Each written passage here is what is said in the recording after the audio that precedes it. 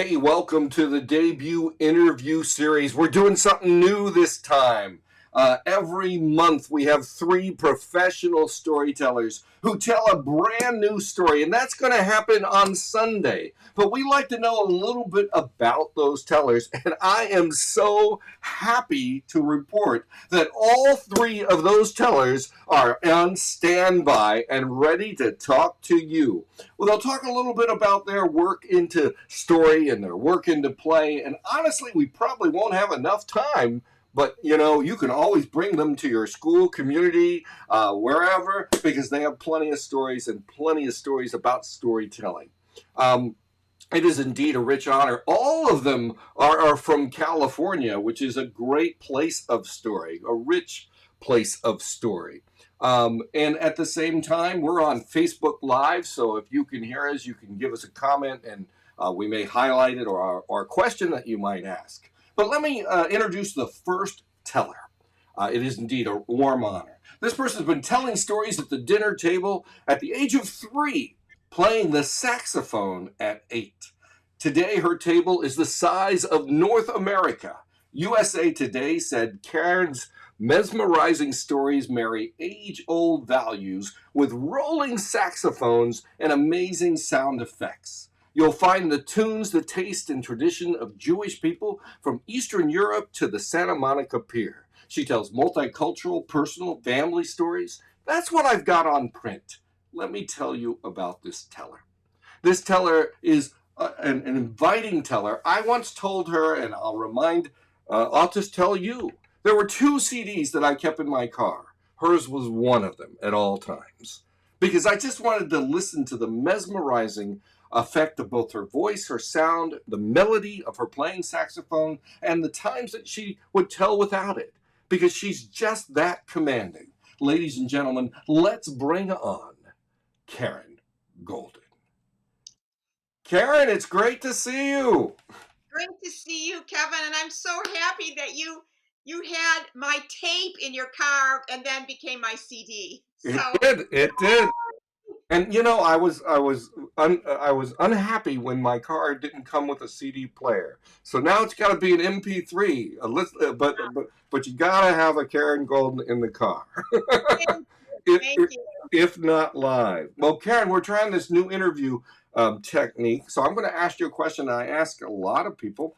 What brought you to story, or story brought you to where you are? Wow, that's a really great question. Well, I am the youngest of 6 children, and growing up, whenever we would sit around our dinner table, there were lots of stories. My parents told stories, my siblings told stories. So I'd say my introduction to storytelling really came at my dinner table. But I didn't know that you could do storytelling beyond the dinner table. So what brought me to storytelling later in my life, which was around the time I was 29 years old, is I was a talk show host on a public radio station. I was interviewing people just like you're interviewing me now, and I interviewed a storyteller. And I thought, that's really interesting. Gosh, I've told a lot of stories at my dinner table. Maybe I could tell them beyond my table. And that is really what brought me to storytelling and brought storytelling to me. And I started doing it Yeah, back I then. gotta ask, do you remember who that storyteller was? Well, the storyteller was a storyteller from Flint, but I went to a storytelling festival. I'll tell you the storyteller I heard that brought me to storytelling. That was Jackie Torrance. I heard her tell stories at the festival, and I was so blown away by her storytelling that I knew that that's what I wanted to do. So, Karen, I too learned from Jackie Torrance, and she was coming to Oberlin College in my first year of as storytelling. And I called up, and it was my first year of teaching. And I said, I want 2 tickets to Jackie Torrance. And they said, no, it's sold out. I said, you don't understand. This is my first year of teaching. I'm going to skip class. This is important to me. No. And they said, well, you live by the airport, right? We need someone to wait with Jackie for 3 hours. And I said, yes. And she made me feel extremely welcomed, like I was like I was the guest, and she was absolutely amazing. And Jackie just had that commanding presence. So She sure. definitely in your road to storytelling, What has surprised you along the way? Wow, that's a good question. I'd say the thing that surprised me the most is the diversity of different kinds of stories that are out there. Because when I first started my journey as a storyteller, I thought I should probably just tell stories from my own background, which was my Jewish background. But then I learned that there are lots more stories than that, and so I have definitely gone way beyond my Jewish background and told stories from different cultures, stories from my family, stories of cities, stories of people. I tell a wide variety of stories. So I think that probably one of the biggest surprises was how many kinds of stories are out there and how many different ways there are to tell the same story. So, or tell many stories. So, along those lines, what was one of the surprising effects that you had from a storytelling experience? Uh, Oh boy. I'd say for me, when I hear a story um, that reminds me of my own story, that's always a wonderful surprise. Sometimes I will hear a story and it will remind me of something that happened in my own life that I haven't thought of for a really long time, and I'm able to then frame that experience into my own story. So that happens frequently when I hear a story. I think, huh, I haven't thought of that in a long time. Or sometimes when I hear a folk tale and it frames a a message or it frames a lesson in a way that I feel that that lesson was just meant for me to hear at that moment, and that feels like that's a wonderful surprise. Like I needed that. Aaron, you also complement your stories with the beauty of the saxophone. Tell me about that process. Oh, I'm Um, excited because on Sunday I'm going to be telling a saxophone story. oh, I Uh, love it. Love it. I'm actually going to be telling a story, a new story in a new way. So I'm very excited to be doing that. So the one thing about playing the saxophone is you can't talk and play at the same time. So it can make it rather challenging. And it can also be challenging, like how do you fit the saxophone into a traditional story? Like who plays the saxophone? So does the story have sax in it? So for me, the surprise is always figuring out where I can play my saxophone between my story. And I will say that I am now learning a method. I won't have it completed by Sunday because I'm still learning it, but I'm learning how to use a looper pedal. So I'll be able to play a loop of my saxophone, push the button with my foot, which that's what I'm still working on, and replay the loop so that I can talk and play at the same time. So that's one of the things I'm working on. Karen, I love that. And you've mentioned the word play and the way of playing music, but also debut is about finding stories through play. And the motto is there's beauty in the beginning. And that's where the play is fresh. How have you used play in either the work of the story making or storytelling? And we have Wow, commented. I love that question. So for me, I am not a scripted performer, so I don't work off of a written text. All of my work is about play. So when I'm performing in front of an audience, back in the old days, you remember when audiences used to be all live? You'd see them all in front of you. Yeah, That's the I way. seem to remember that. So I play with how an audience receives my story, and how they receive it helps me shape it and figure out how to tell it. So that's when the story finally makes it to an audience. But before the story makes it to the audience, the way that I play with story is I like to do what's called walk the story. So I walk around the block muttering my story under my breath, and my neighbors think I'm that crazy lady who's always muttering to herself. But I'll be walking down the street and I'll be kind of telling a story, and then there, and then la da da, and then when I come up with a little, my family calls it my little ditties. Those are the little songs that go in my stories. I take out my cell phone, and immediately when I have a ditty, I record it right away so I remember the melody, and that's how I play. I use the new modality of the phone recording device so I can record my ditties, and I like to move when I'm working on a tale, when I'm working on the playing with a story and figuring out how to tell it.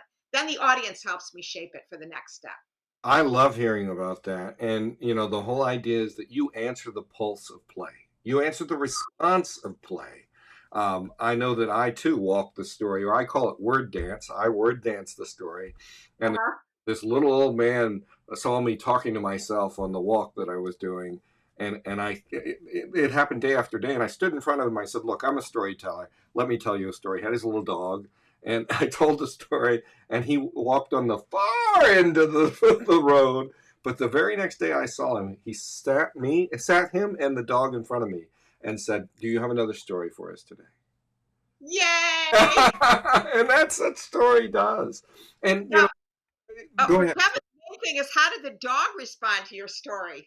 I still remember. He either trained him really well, but he sat and he was just like, and it was great. So, we don't talk enough about the craft of storytelling and storytellers. Sometimes the only time we see is the performance. What would you like to tell others about when they're making stories or they're creating stories? Because you said you weren't scripted.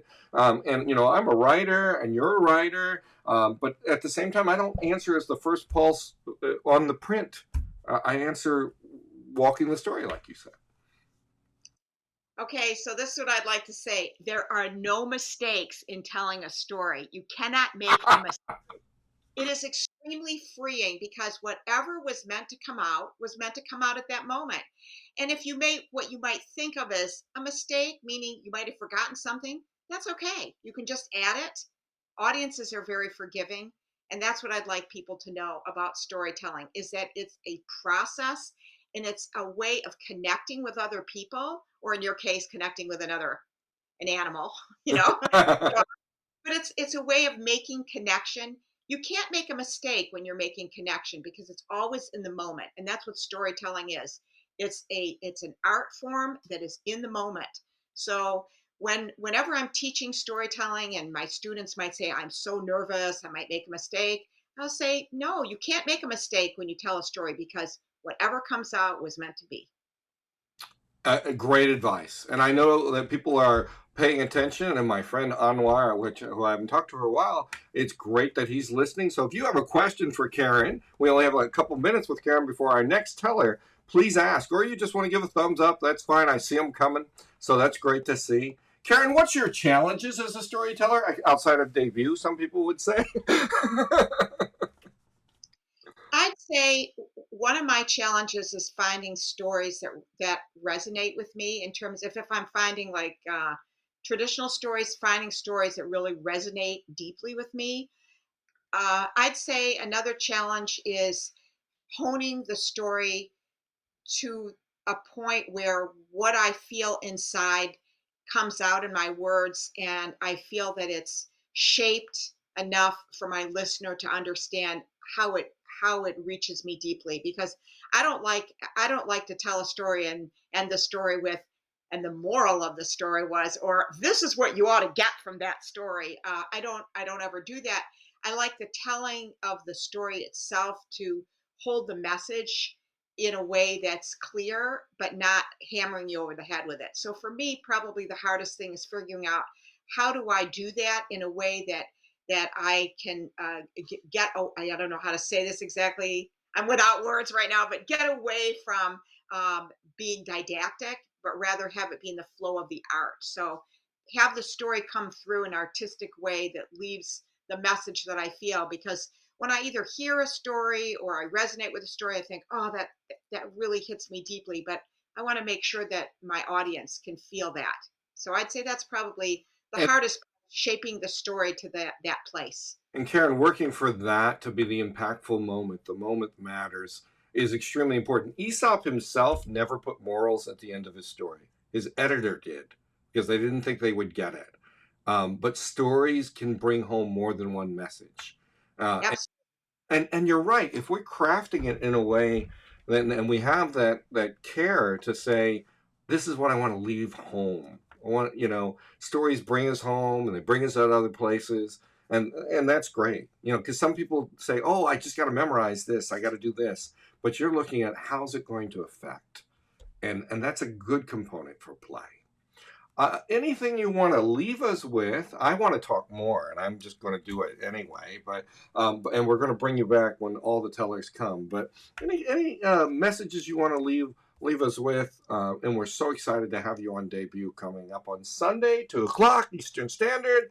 And I'll put that up while you leave us with the message. Well, I am really excited to come and play with you, Kevin. It's like it's a play date. and It's we a should have adult play dates. I agree, and I'm super excited. And we're we going to have a play date, so I am very excited to share my story on Sunday.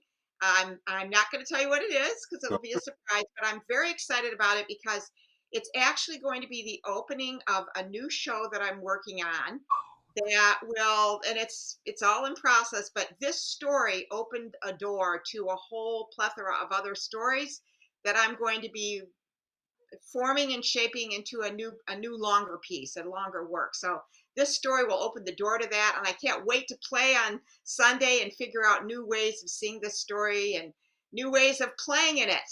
I So welcome to the playground on Sunday.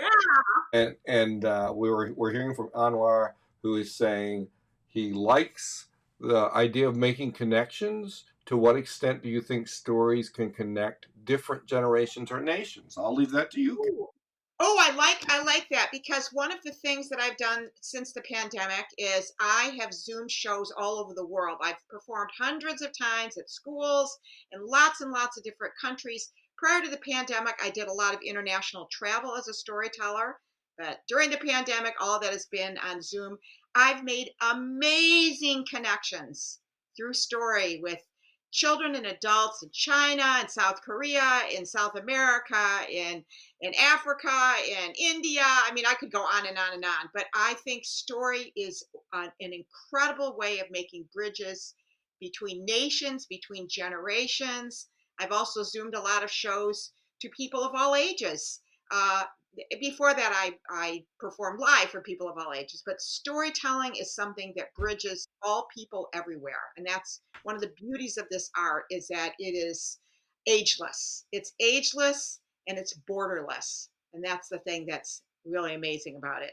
And Anwar, who is a great listener and a great teacher, and it's so good to see him on here. Nadia, where are you? He will tell us. Hey, I Anwar. and the only thing I would say is that stories open doors to new stories about different cultures and ideas that we can stay in. Absolutely. Where is Anwar? Where is he? I'm going to let him respond. I learned so much about other cultures and other places. My kids are always saying to me, Mom, are you on Zoom again? Where are you? Because I'm always I'm always traveling these days virtually. And he says, thank you for the comments. And Karen, we're going to see you soon, but it's so great. And welcome to the playground. Thank Great. you. Can't wait. Bye. Bye, Anwar. Whoa, that's a sneak peek of everybody coming up. I didn't even know I had that button. Ladies and gentlemen, it is great to see you all on debut. I want to bring on our next teller. Just imagine three tellers on the same stage, the virtual playground where we play. And this person knows about play as well. She's been telling stories professionally since 1985. Performed for groups from preschool to adult, from Massachusetts to California. She's told stories for wide assemblies, classes, festivals, lectured for several colleges and universities, and performed for schools, libraries, museums, church groups, corporate and private gatherings, directed a troupe of student storytellers, and has written reviews for national storytelling and parenting publications, as well as served on national offices with organizations such as the National Storytelling Network. That's what's on paper. Let me tell you about this storyteller. I know her as a great teller and a great listener. After telling a wonderful story, I have seen her walk up to the other tellers and say her appreciations for their work. She knows the community that can be built through the appreciation of story. But she crafts folk tales in a way that you think, oh, wow, I was there. And you were there because she told you, she took you there. It was her place to bring you, and she welcomed you through the invitation of those tales. She's a warm and compassionate teller, and she's my friend and colleague and fellow teller, Marilyn McPhee. Let's bring her on board. Marilyn, great to see you.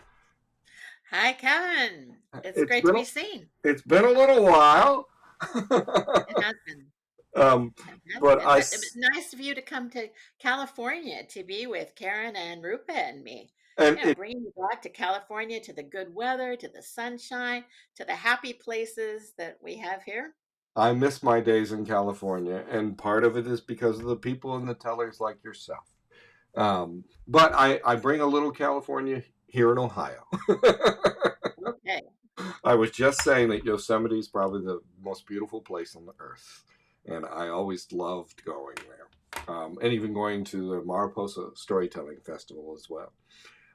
Marilyn, it is great to have you on debut. Let me ask you the question that I always ask: what brought you to story, or story brought you to where you are?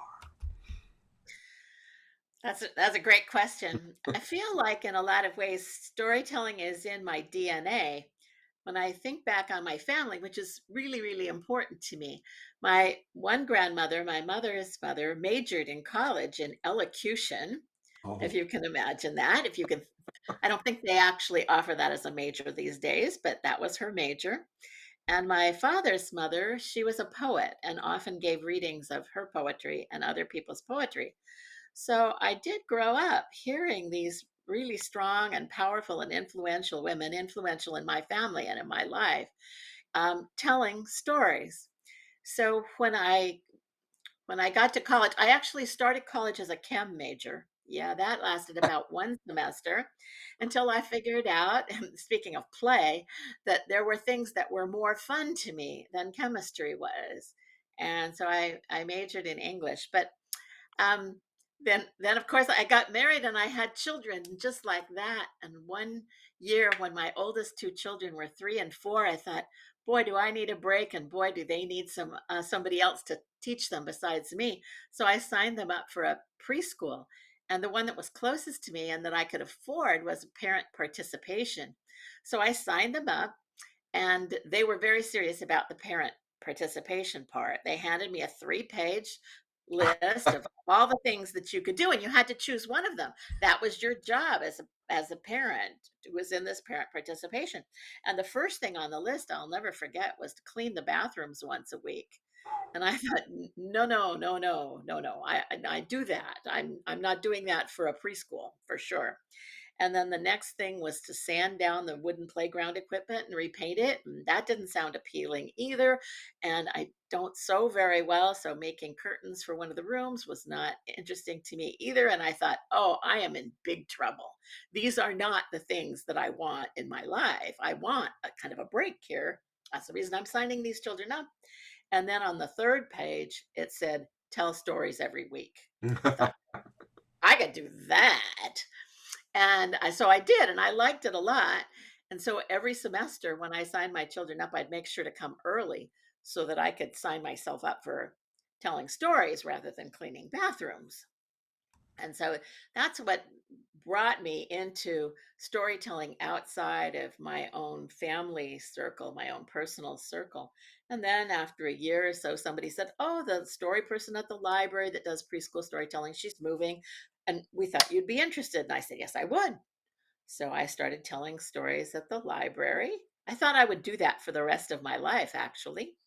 But then the pandemic hit. uh, And so things are coming back slowly. In fact, just right after this, I'm going to do a preschool storytelling, oh, not at my library, which is not open for that anymore, but for another library. So then, but I was just talking to somebody the other day and they said, so you tell stories for little kids? And I started to think about it. And I thought, probably 70 to 80% of the storytelling I'm doing now is for adults. It just kind of gradually sneaks up on you. But always have been a storyteller. It's, as I said, it's in my DNA. I'm pretty sure. I love it, and it takes the right storyteller to tell for preschool. Because I once went to a preschool teller, and he tried to tell Sir Gawain and the Green Knight. I suppose you could do it. I remember, so for 11 years, I did storytelling, not even reading, at a children's bookstore. And very often I would be thinking as I drove there what I would tell. And boy, I went through an awful lot of stories in those 11 years every single week. And sometimes I would take a story that I was used to telling to adults and think, how can I tell this to preschoolers? And it was an interesting I love experiment. it. That's play. That's play in I don't action. know, that one might be tricky, but, if you did a little rhyme in it and some repetition, it might work. Well, that's play. That's play in action. That definitely is, and I it was requires a bit telling of I was telling at a festival in Tennessee, and it was a wonderful festival, but they dropped me off at a preschool, and believe it or not, they forgot to pick me up. And I was there for 3-4 hours telling for preschoolers. And wow. you know how that journey could have been. I love telling for preschoolers, but you can't go back, back, back, back, back, back for 3 or 4 hours. And they Yeah. were very apologetic when they picked me up, but we had a really good time. Um, and so let's speak to that. What do you need to know about telling for preschool? Even though 70% is telling for adults, and I'm getting that less where they say, "Oh, you just tell the little kids." Either they know that I'm like, this is my vocation kind of thing. and, but go ahead. Right. It's getting better. It used to be that people just assumed that you would be in fact, I actually got that just last week. Somebody said, "Oh, and this is Marilyn. She's a professional storyteller." And the person that they were introducing me to said, "Oh, where are you telling? I would love to bring my kids." And I thought, "Yeah, most of the stuff I'm doing this week is not for little kids." So, but yeah, if you're telling to small children, you have to be able to respond to them. You have to watch. I mean, they'll give you clues. An adult audience will be polite most of the time, but preschoolers have no not don't they don't have those inhibitions. They will let you know exactly how you're doing and what they require of you. Yes, they're as So, honest as the day is long. I mean, they'll grab your oh, they leg if they are. need to, and yes, I agree. Yeah, they're not interested. They'll just wander off or start kicking their neighbor or something like that. So you have to be compelling So, Marilyn, to what's a surprise venue where you were telling stories? I remember once I was supposed to tell stories for teenagers, but when I got there, they were all teenage mothers going to have babies. wow. And some had babies already. And I remember picking up the babies while telling stories, and I had to like put myself in reverse on the stories that I needed to tell. But they didn't even hint that this would be the audience. So, what's one audience that you thought, wow, this is different? Well, one of the challenges that I remember is once I was telling stories for a family group, and it was a Coast Guard. It was a holiday party, and we were in a Coast Guard hangar. So it was this huge, cavernous, echoey place that was open on one side to the bay in San Diego, and I was on one side of this large room, and the people were sort of gathered on the other side, and the microphone kept going in and out and in and out. And then Santa arrived in a helicopter just right outside of where I was. That was pretty much the end of that storytelling. And you would think that that would be a unique experience. But when I have told that experience to others, I have found two other storytellers who had a similar experience with Santa in a helicopter. Oh, that's hilarious. I know. Who would have thought? And that's not something that you build into your plan. You talk about having a set list when you go to a storytelling thing. Yeah, that's never one of the things. Santa arrives in a helicopter. It's not. It's just not. So, yeah, there are surprises and you have to be flexible. I remember being at a church fair, and you know those giant hammers that go up with the red thing, and I had to tell between the hits of the hammer.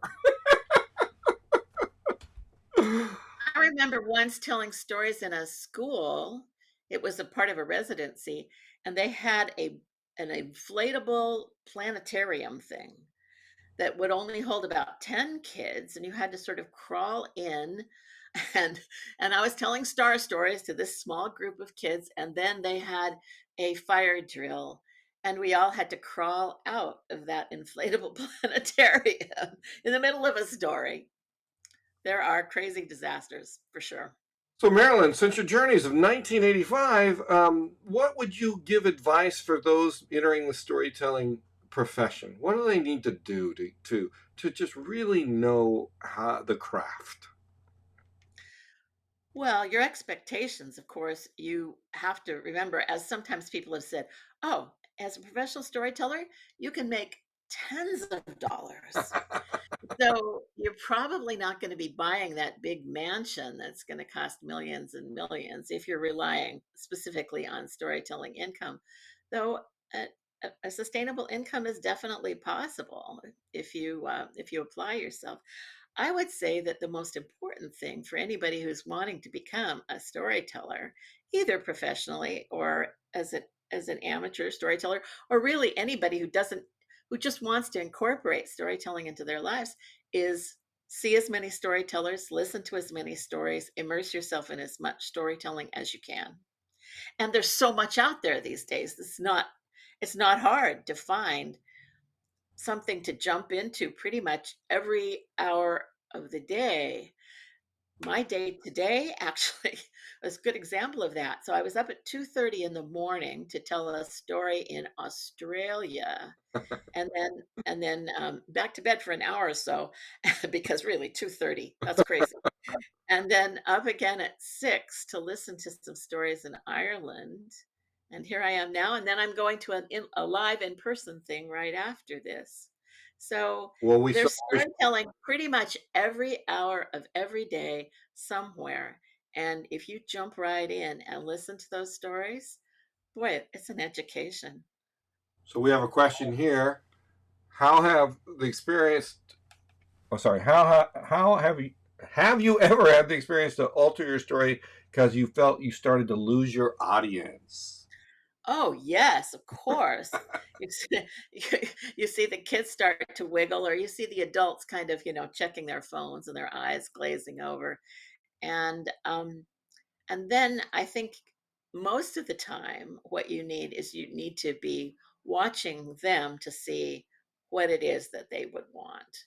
So with small children, you would probably become more animated and you would ask for more participation.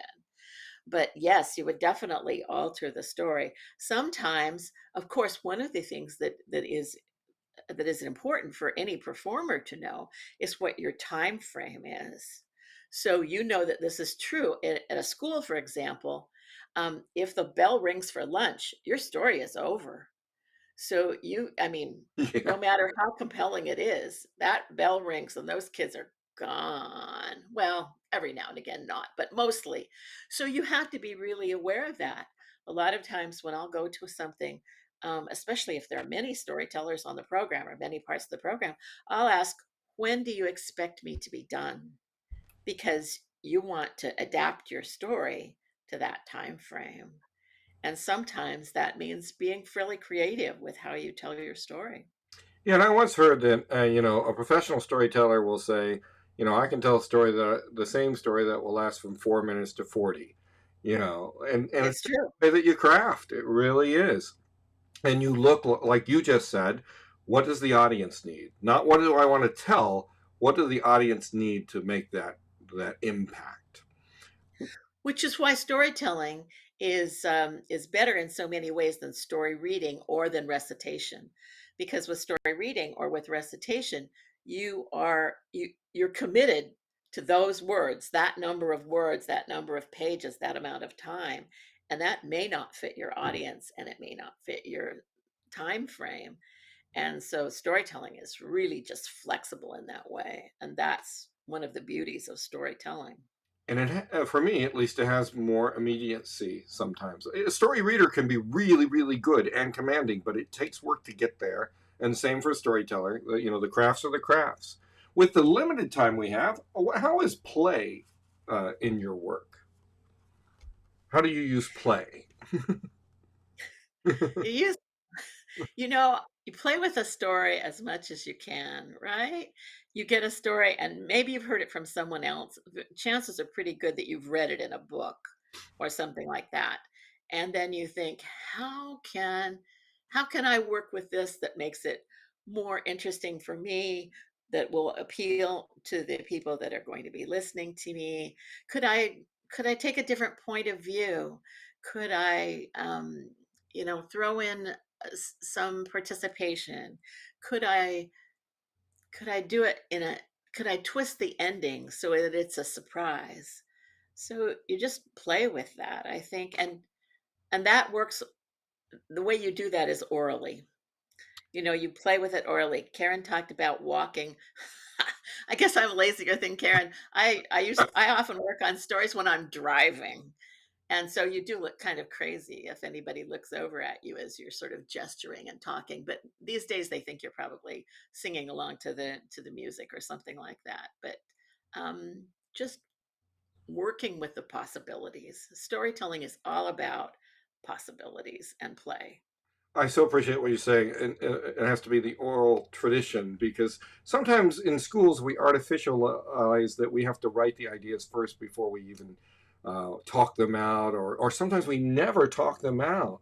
And an APB is that the world is an oral culture before it's a written one. And I'm a writing director, so I really advocate it. But I advocate one hand should know the other. Um, I know for me that I always recommend to others when I'm teaching is that you shape the story orally and then you write it down. Answering the So pulse of the story. because you want to fix it so that you don't have to go through that whole process of development again and again and again. But if you write it before you shape it orally, it's going to sound stuffy and static because then you're going to have to memorize the words and then you're going to forget some of them. And no, that's not the way to tell stories. If you're listening and you have a question for Marilyn, just feel free to put it out, or I see some thumbs up. I'm like, what is this thing? A thumbs up, and comments.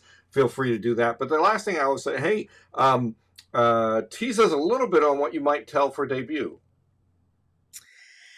Well, storytelling has a lot of genres, and not being a person who likes to shut doors, behind me, I like to leave those doors open.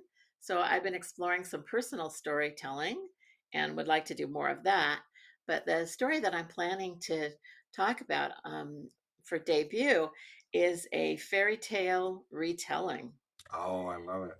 I love it. And I'm really excited about it because even though I've been telling fairy tales forever for children and for adults, and this will be an adult focused story, but to take it from a completely different point of view, that's something that is really, really fun to do. And talk about play, that's all about play. And I'm especially looking forward to hearing what other people have to say about that, hearing what your reactions are, and because it's definitely an unfinished piece of work. Marilyn, we so appreciate that you're coming to the playground known as debut. And it is just exciting, and it's so good to see you again. And sometimes I do this just so I can bring friends back, new friends, old friends, and friends that will be friends. But always good to see you, Marilyn. And we're going to bring you back toward the end here, but for now, thank you very much. Thank you. And there's all our tellers again. And let me see if I can. I'd like to introduce the next one, but they talked about debuts, so let's before we bring on that teller, you can see all three of these tellers. There's where you can get tickets. They're all going to tell brand new stories never told before, and it is debut a fusion of storytelling and play. So let me bring on the next teller. She is trained as a volunteer storyteller for school groups at the Asian Art Museum in San Francisco, where she tells folk tales around objects in the museum's collection. Boy, that would be an amazing thing. Expanding her repertoire, she now shares personal stories, portrayals, myths, legends on growing up in India. She enjoys enhancing her stories with Indian dance gestures and movement. That's what's on, and she's on the board of the Storytelling Association of California, an amazing group, and is leading a project to bring storytelling to underserved schools. And I know she does so much more than that. The first time I met this teller, she was running tech, But then I started hearing her as a teller, and she takes, whether it's a personal tale about school or a folk tale from India, or she tells it with the passion that she lived it or that she learned it. And she moves us to listen more in her quiet confidence, but at the same time, inviting tone. She tells the stories that we all want to hear. Ladies and gentlemen, please give a warm welcome to Roopa Mohan.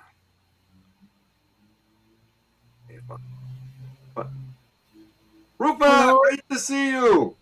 namaste. Thank you so much for Namaste. this invitation. I'm so happy to be here. It is great to have you here. Let me start with my ever familiar question. Well, again, thank you for being on debut. How did you come to story or story find you? I think there's one word for it, it's serendipity. I was just volunteering at the Asian Art Museum doing something else, and then they said, we have this 1 year training, would you like to join? I said, okay, not really knowing what it was all about. And I stepped into it, and there's no looking back. I've discovered this whole beautiful world of storytelling. Of course, I do come from a rich tradition. I spent the first 20 years of my life in India listening to many stories from my grandmothers and from going to, Hari Katha, which is like a story concert based on mythology. I mean, I was exposed to all this as well as my Catholic school education introduced me to, stories from the Western culture. So it all came together magically, and I said, "Oh my goodness, I can tap into my roots and have fun doing this." And I really enjoyed getting into this world of very kind and welcoming storytellers who have embraced me. It is a beautiful and kind world, and Indian mythologies. I've only discovered more recently in coaching people about Indian mythology. It's just such a beautiful, multifaceted world in itself. But also, I've heard you tell personal tales. But the question I want to ask is about working in the museum with artifacts. I once went to the Treehouse Museum in Utah, and they brought me in to uh, instead of, I call people storyographers, where you tell the story of what's in the museum as opposed to showing a piece. Can you tell me a little bit about that experience? I think it's fascinating. We meet the school groups that come on their field trips, and we typically we have three different stories to tell them, and we can choose from this wonderful treasury of stories that we have. And we take them to different galleries. It's usually there is a theme, a broad theme that we can work with, like stories from China or South Asia or animal tales. So we select objects that are related to the stories, and we go there, and we make it a very interactive experience. We ask the children to we engage them, and we ask them to look closely at the object, and then we launch our stories. And we serve starting from preschool to sixth graders, and it is and we've done that on Zoom now for the past 2 years, Oh, great. and we are expanding, and we've been going to schools nationally or even globally, but now we're back in the galleries, and I'm happy to be doing that again. Since story and all the research in the last 10 or 15 years is echoing this, is the way that our brains learn. Hmm. I imagine that is what they remember about being in a museum, is the story. I've been in museums where it's very stoic and you're just reading a piece as opposed to discovering the story. So I appreciate this so much that you're an ambassador to that gateway. And yeah, they tell the and we hope they will go home and tell these stories to their family, and come back and look at other objects, and get into those stories. So we try to make it a very fun experience. There's that saying, you can't take it with you. But I honestly think, with the African proverb, that as long as stories are told about you, you stay alive. And so Mhm. the treasures and the artifacts and our memories of our family. Let me ask you, what is an unexpected joy that you found in storytelling? Yes, I would say that when somebody resonates with me or my story, I first thought, I'm coming from a different culture. Will people really appreciate my stories, especially when I go into my childhood and, all that?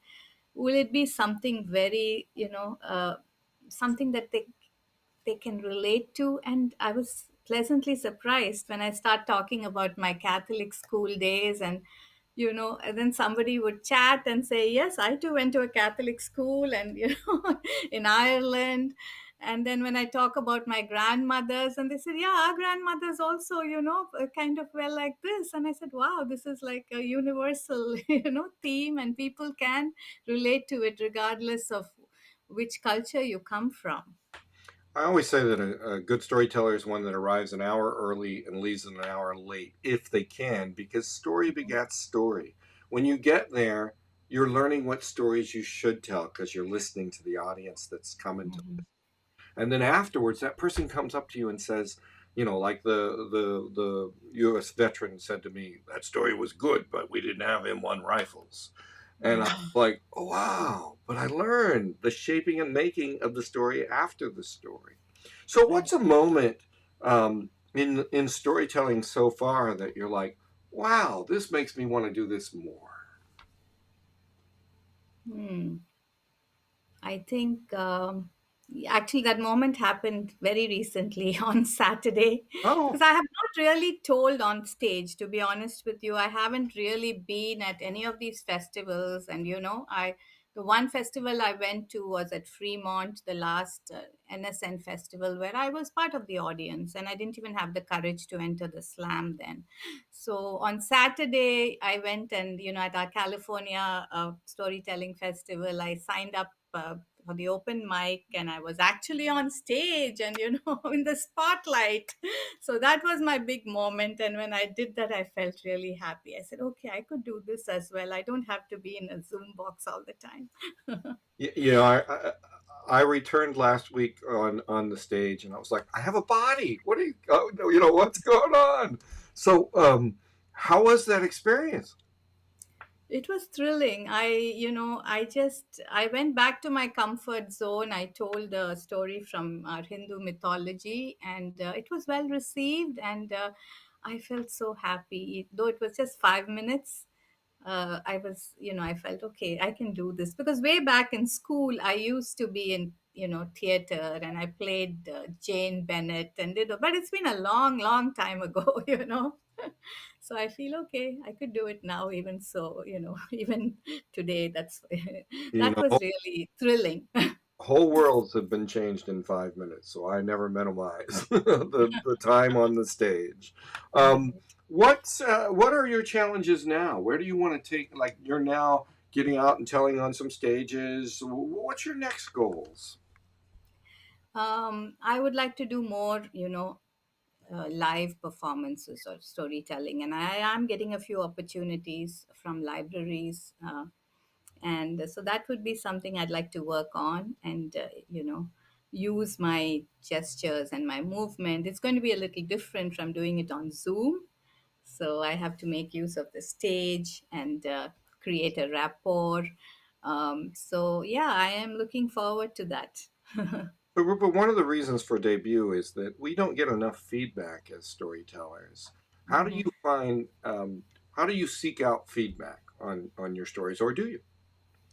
I do. I very much rely on feedback, and I've had the good fortune to have very good mentors like Nancy and Robert from Ethnotech, who actually brought me into this whole thing by creating a group of Asian American storytellers, and we had opportunities to showcase our stories together.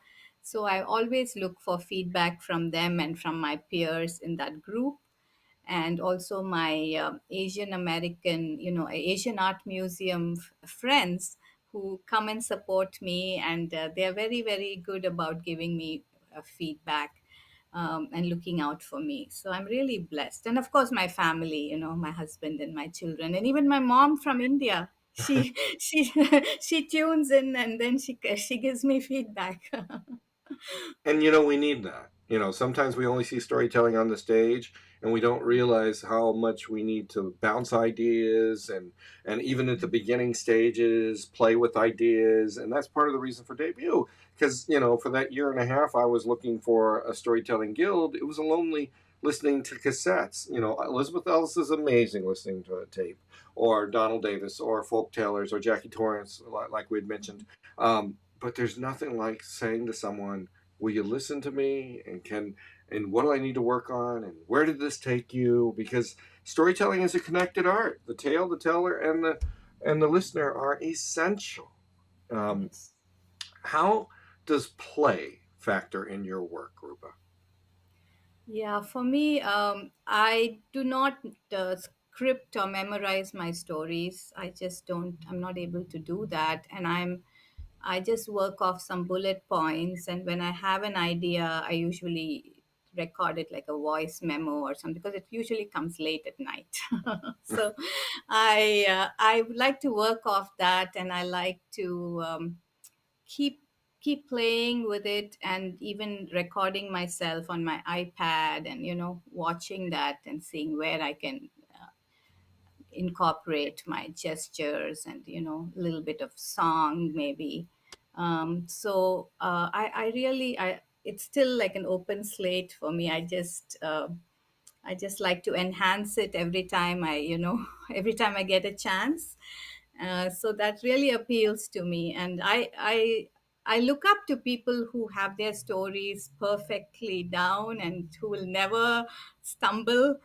But I don't think I belong to that group. Mine ends up being a little more organic, and I do stumble every now and then, but hopefully I will recover quickly. Rupa, you got to remember, those same people, if you look behind them a few years back, or a month back, or 2 years back, or whatever, they were not at letter perfect. And I never aimed for letter perfect. I aim for impact mode. I aim to make a connection. And even in the mistakes, stories become more real. Uh, Mhm. and that's important. And storytelling audiences are very forgiving. So if Yeah, it's that's Little Blue Riding Hood instead of Little Red Riding Hood by a trip of the tongue, she's wearing the blue cloak the whole way through. that's um, true. tell us a little bit about what you're thinking about for debut. A brand new story you never told. Yeah, yeah. I've enjoyed, working on historical characters, especially women who have been forgotten, and I love researching them, and just getting into their shoes, basically, or their slippers if they're from India. And I have a character now that I am going to be introducing to everyone.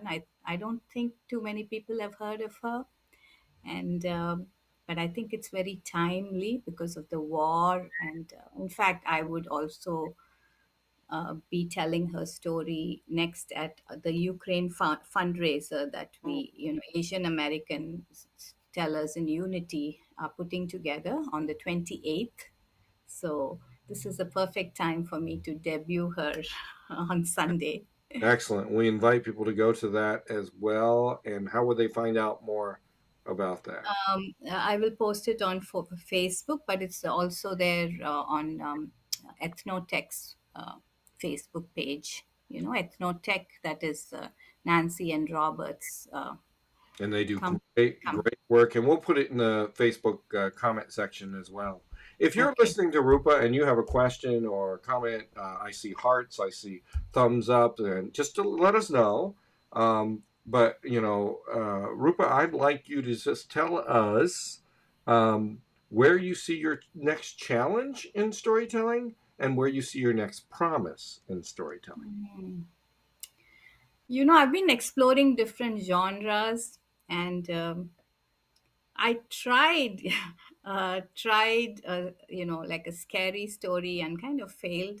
So I would like to succeed in even doing one story, so I can say that I have that under my belt.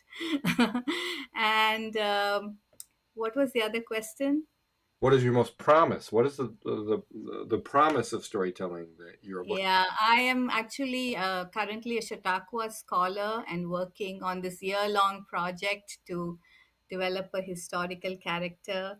And I am really looking forward to that when I will be debuting her in December. Wonderful. Congratulations on that account. Thank you. Just in the way of the scary story, I had the privilege of uh, editing and reviewing Elizabeth Ellis's new scary storytelling book, and that's a great book to kind of start on refining scary stories, because one story Mm. doesn't work, but there are a huge gambits of ways of telling scary stories. And the storytelling company is a big company, but I'm happy to listen and help as well. Uh, Oh, because we all have to. Jackie Torrance once said that every storyteller must have a frog story. I think they also need to have a ghost or a scary incident, whether it's whatever it is. Um, Roopa, it is such a pleasure to talk with you and to learn about all the ways that you're using story. We can learn from it. We're literally going to bring you back on in about a minute or two, but thank you so much. thank you, Kevin. It's been a pleasure. Folks, I know you're asking yourself, how do I find out more about Debut? And I would love to answer that question. And I will, because you can find out right here. You can get tickets. And we don't want cost to preclude you to get Debut. There's a $12 admission, but at the same time, whatever you can pay is greatly appreciated. It's divided amongst the tellers, and as well as supporting Debut, a fusion of storytelling and play. To be honest, it's not like anything else that's on the web. So hopefully you can help us support it. And rumor has it, actually, I know it true. There is some Debut that's going to be on tour or on the road where live debuts are happening. We're working with them right now. So hopefully you'll join us with Debut. I want to bring these amazing storytellers back on, but I do want to invite you to come to Debut, because it is the place that everyone should be. You should be at Debut. And we will see Karen and Roopa and Marilyn. And I'd like to bring them all back on as long as the computer is friendly. And if you're listening, let us know. I just heard from someone who said our project sounds fabulous, and we so appreciate Crow. Here's Crow. Yes, sorry. I'm reading small print. When I get there, I have to pull my glasses. Crow, thank you for that. We are excited about the project. We hope you can join us.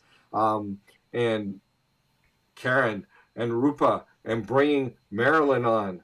Wow, it's a day when you have 4 storytellers on the same circuit. Welcome, welcome, welcome. So we're going to talk just a little bit. First, thank you. And let me just start with a basic question. How do you define story? It's not a basic question. Anybody can go. I guess you could say a shared narrative. How's that for something small? I love that. Shared narrative. It depends on that connection. Anyone want to add to that?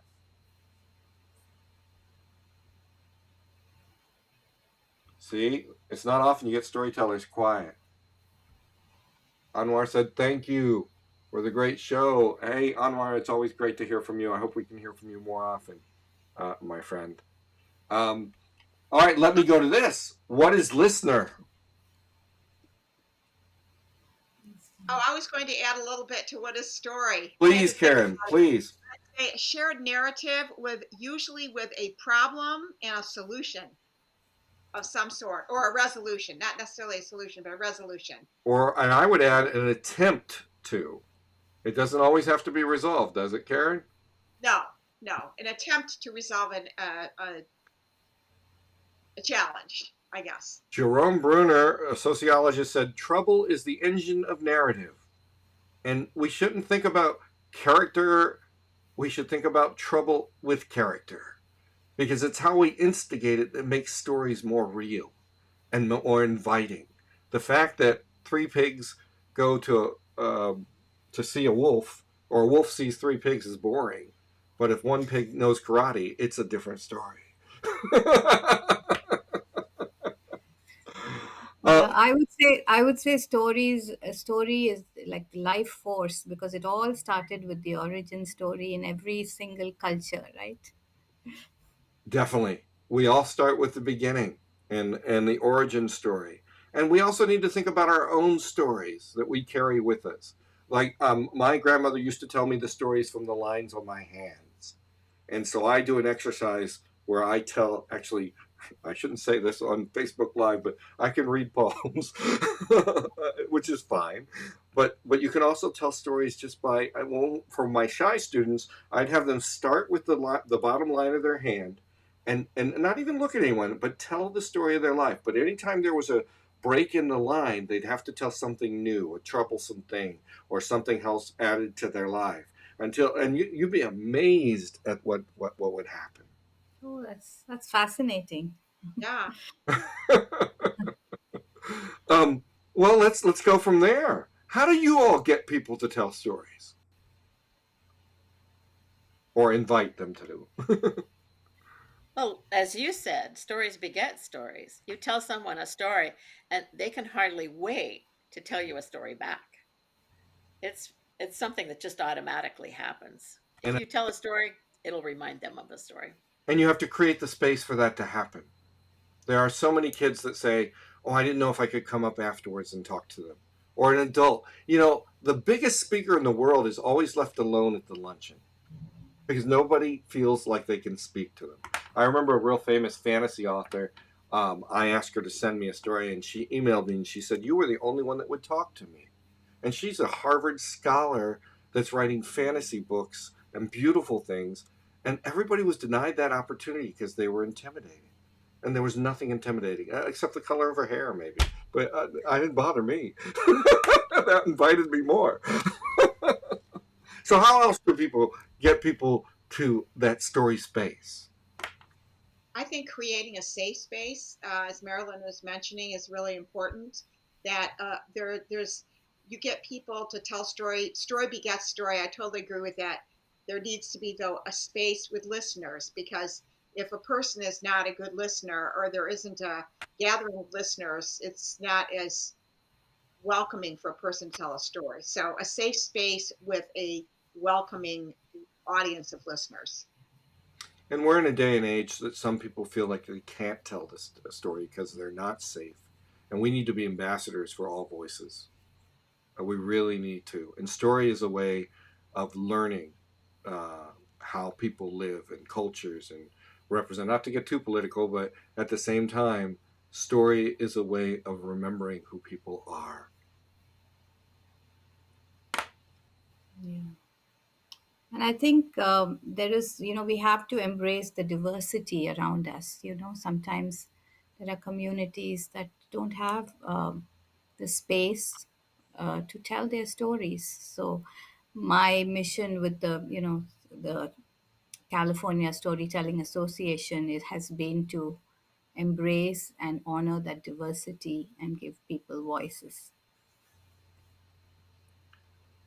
There are times that like we don't know the cultures through the story, and sometimes it's through media and it's the wrong story. So maybe as storytellers we can challenge ourselves to learn more about diversity, whether from the listening or the telling perspective or alternative lifestyles than what we know, or we just really, there's a lot to telling stories. So let me ask a question. What is something about story that you can't have anywhere else? It's another difficult question. I'll answer first. I think of the fourth wall, and Misty Mater talks about the fifth wall. Ed Stuyvesant says the fourth wall disappears and the audience becomes part of the story. J. O'Callahan says a good storyteller, you no longer see the audience, everybody's in the environment of the story. Misty, and I can't remember, but the fifth wall is more on that connection of all the experience. I think I'm making that up. I'm going to check with Misty. But you can't, theater, you have to have that on stage. The external audience is the environment. Storytelling is unique in that fashion. Anyone else? Storytelling is at its best eye to eye and heart to heart, and that's it's that connection that comes through stories better than almost anything else. And the heart to heart tells you what to tell, doesn't it? It does. Uh, I think Go ahead. stories are abundant. They're all around us. You'll never run out of them. And in most cases, they're free. So I think we should tap into those. Exactly. I've run into people who say, "Oh, I've worked on this story for 12 or 20 years and I can't get permission." And my simple advice is this: go to New Story or find someone else who lived that story. Or I have some people who say, my grandmother died, and I wish we would have collected her story. I say, did she have a mailman or a mail person? Is her uncle still alive? You can still get stories of the people that you've lost because they've affected many, many, many people. Even though I feel sorry that the primary person stories aren't as accessible. So let me ask you this. Um, how have you seen storytelling change over the years of being a teller? I think there's more of a feeling that everybody can tell stories. So I think it's become more inclusive. It's not just 10 people on stage, it's everybody that develops and participates in storytelling and different kinds of storytelling, all different kinds. I'd like to add to that. I think it's much more inclusive, and there are way more venues and places where people can tell stories on topics that maybe were not necessarily considered okay, or not necessarily.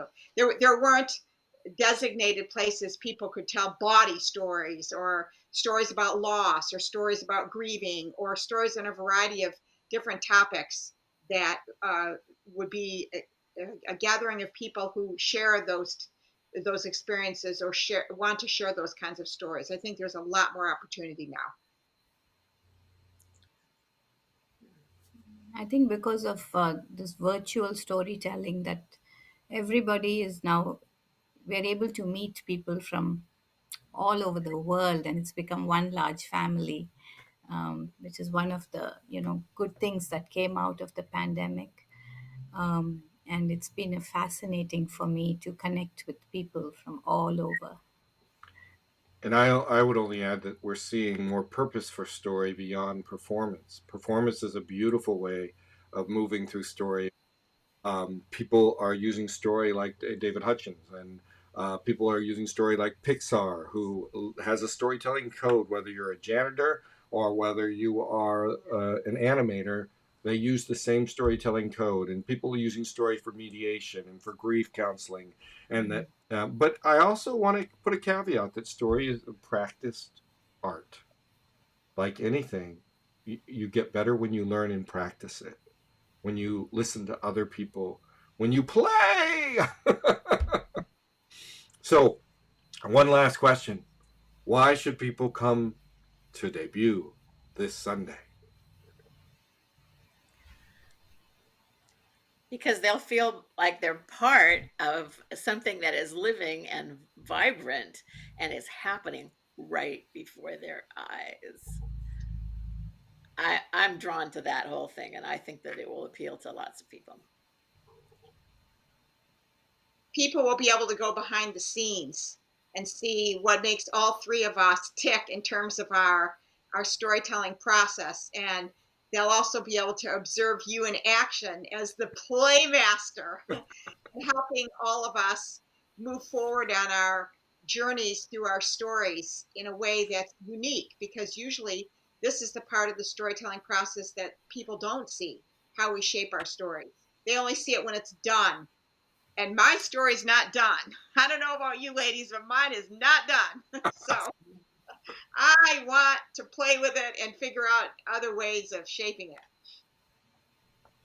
And Kevin, having been to your last debut, I mean, it is fascinating and so different from anything I've experienced. And I think everybody will become part of refining and crafting my story. And, I think it'll be a lot of fun.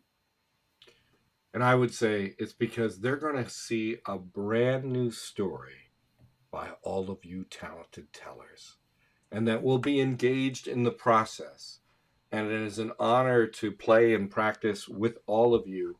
I'm so looking forward to opening the virtual playground known as Debut. Thank you, Marilyn. Thank you, Karen. Thank you, Roopa, for being on the Debut interview series. And I hope everybody comes to see you on Debut. Thank you, Karen. Thank you so much. Bye. Bye-bye. See you Sunday.